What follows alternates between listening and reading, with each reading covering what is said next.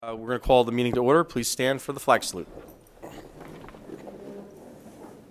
I pledge allegiance to the flag of the United States of America and to the republic for which it stands, one nation, under God, indivisible, with liberty and justice for all.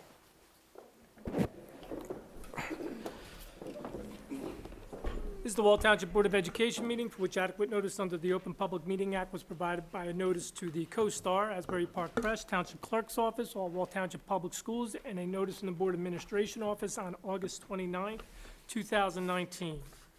Take a roll call. Mr. Krupa. Here. Ms. Mangan. Here. Mr. Sanfilippo. Here. Mr. Sullivan. Here. Mr. Wondrak. Here. Mr. Adenizio. Here. So this evening, unfortunately, Mrs. Dyer had a family emergency she had to attend to last minute.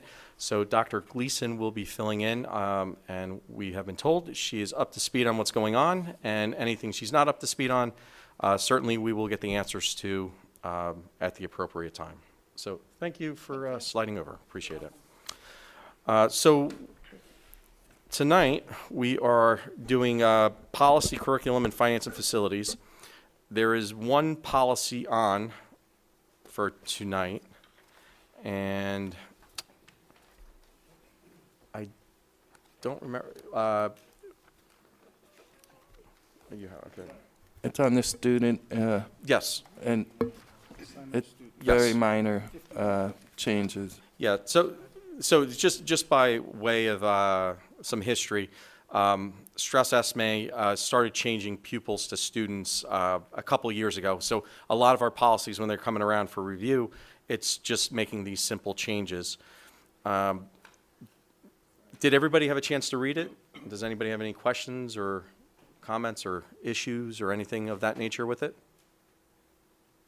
No? Okay. So this was for first reading. So this will move on to our board meeting for the first reading, and there it'll be open for public comment. So policy is now complete. We will move on to curriculum. Dr. Gleason. Thank you, Mr. Adenizio. For curriculum, tonight on the agenda, I asked for the board's input on two items. The first item is a review of the K-12 English Language Arts program evaluation. If you remember, in May, we had for the first time a full comprehensive evaluation of the English Language Arts K-12 program here in the district.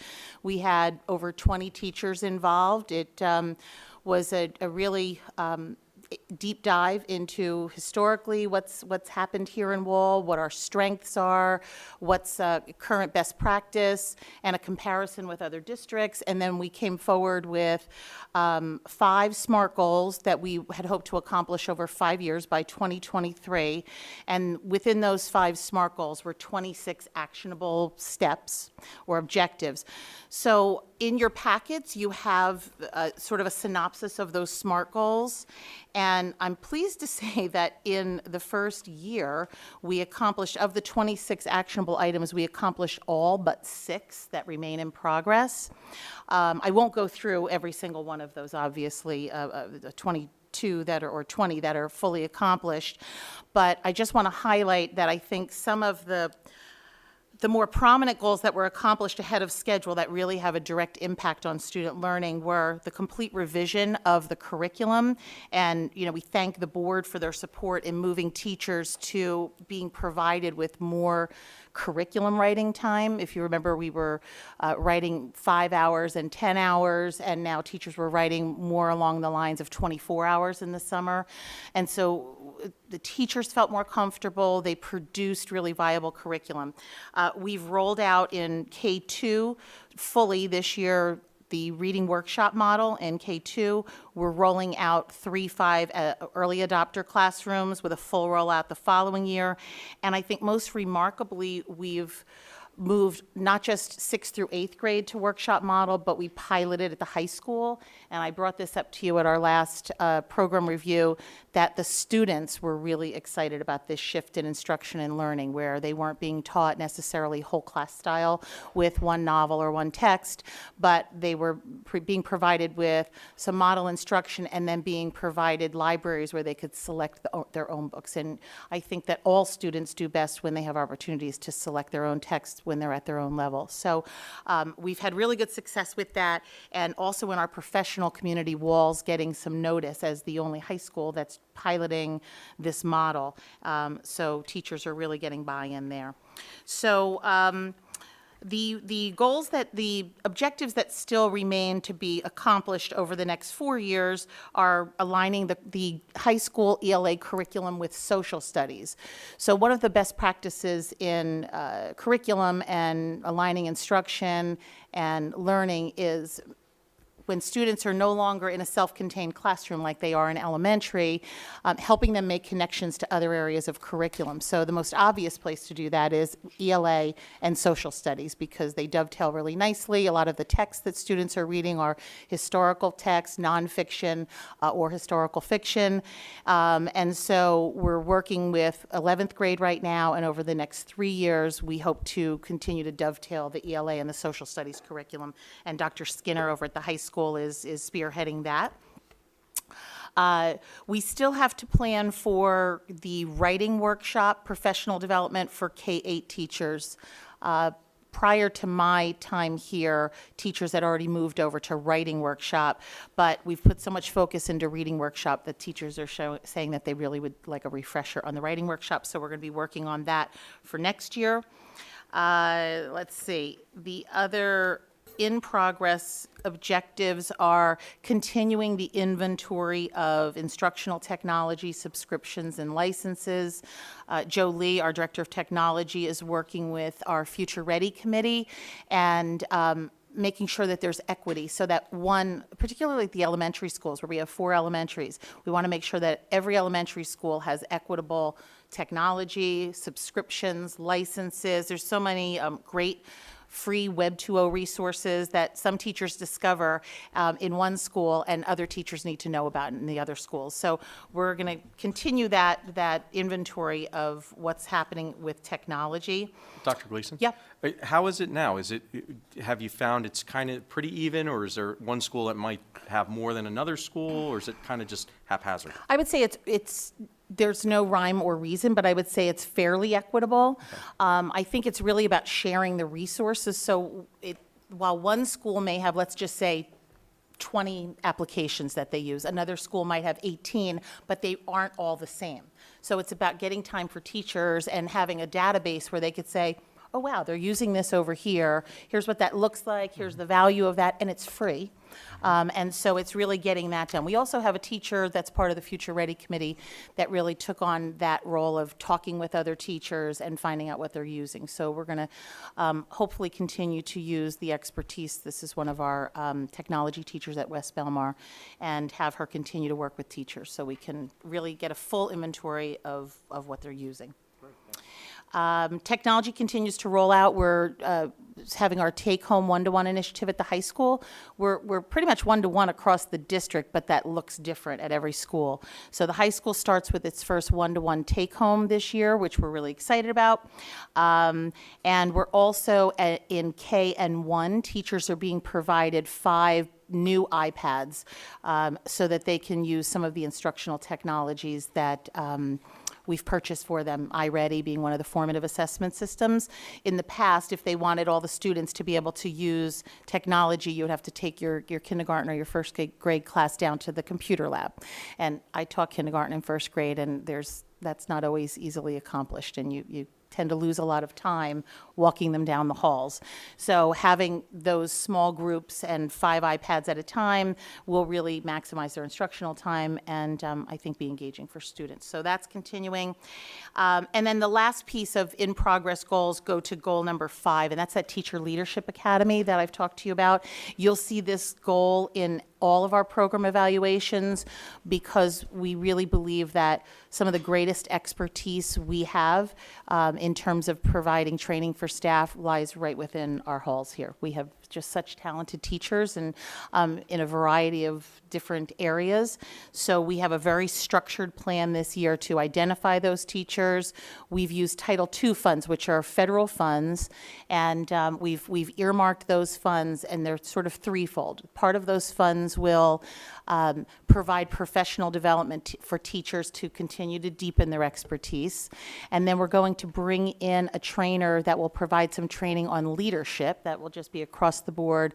How do you provide leadership training when you're working amongst your peers? And then the third part of those funds will pay teachers to provide staff development to their colleagues. So we're excited about developing the teacher leadership team. The one area that I wanted to just discuss with the board tonight, one recommendation that didn't make it into our goals, and I'm not sure why.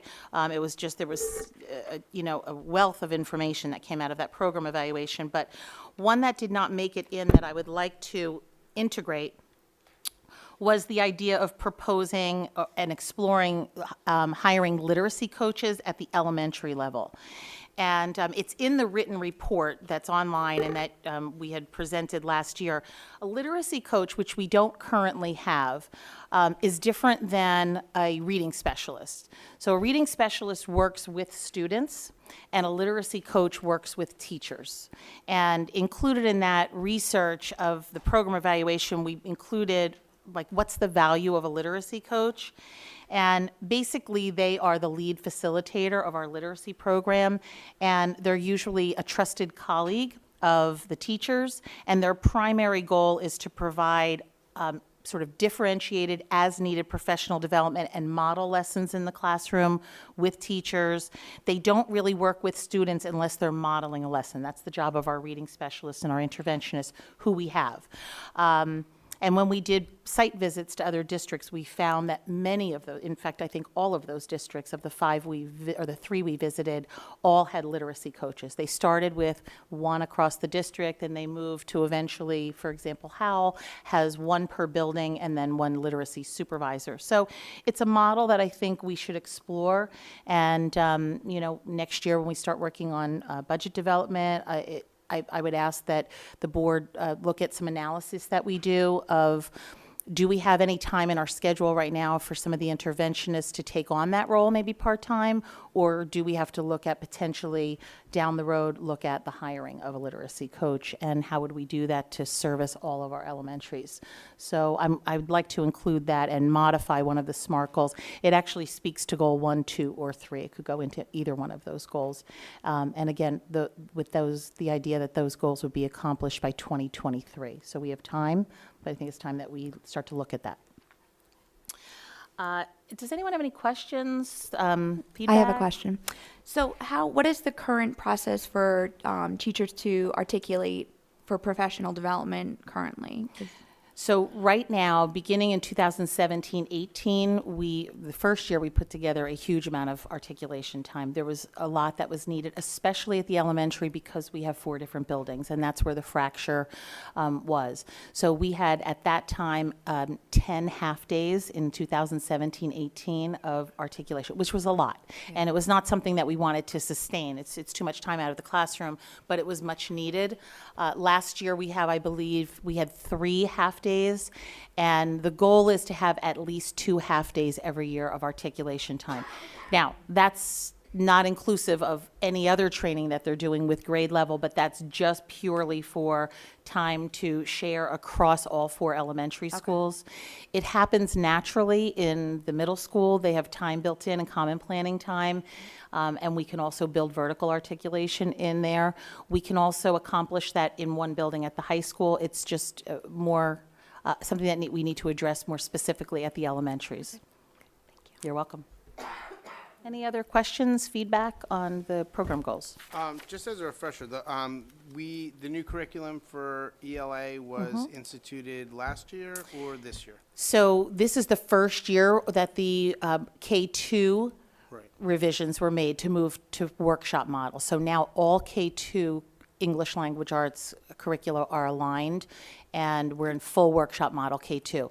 We have about 20 early adopters for grades 3-5, so they're working with a modified curriculum, and then we'll write fully the grade 3-5 curriculum in the summer and roll out fully grades 3-5 next year. Okay, and just also for folks in the audience and things like that, to develop it a little bit more, when you say across the models, we're talking about through the different elementary schools, right? So Every elementary school has the same curriculum, and we had teachers from every building write curriculums. So there was voice from every from every building. And I think also it's important to note that the curriculum is a structured map, but I think it's important that we give each school their own sort of flavor as they're teaching. You want to give teachers creativity around the way they teach, but it is a very structured map as far as the pacing, the standards, the units of study, the resources, and then teachers are, always willing to and,